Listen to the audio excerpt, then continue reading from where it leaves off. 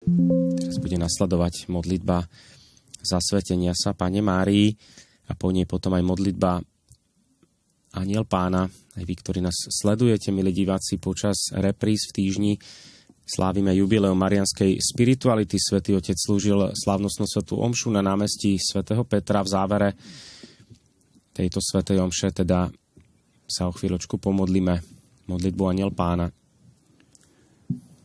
Vergine Santa, Madre di Cristo, Svätá Panna Mária, Matka Krista, našej nádeje, Tvoja láskavá prítomnosť v tomto roku milosti nás sprevádza, nás utešuje a dáva aj v nociach našich dejín istotu, že v Kristovi je zlo porazené a každý človek je vykúpený jeho láskou.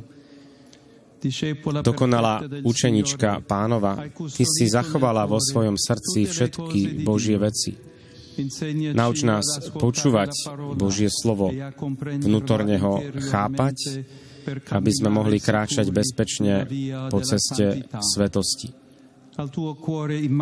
Tvojmu nepoškvrnenému srdcu zverujeme celý svet a celé ľudstvo, najmä Tvojich synov a dcéry, ktorí sú sužovaní bičom vojny.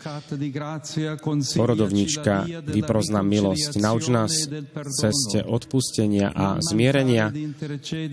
Vždy sa za nás prihováraj v radostiach aj v bolestiach a vypros nám dar pokoja, o ktorý tak veľmi pokorne prosíme. Matka cirkvi, vezmi nás pod svoj materinský plášť, aby sme tam našli útočisko a aby nám nikdy nechýbala Tvoja materská pomoc aj v ťažkostiach nášho života. S Tebou, nepoškvrnenou Pannou, chceme zvelebovať Pána a v každej situácii chceme spoznávať tie veľké veci Božej lásky. Svätá Panna, Matka na nebo vzatá, kráľovná pokoja, Pani nepoškvrneného srdca, oroduj za nás.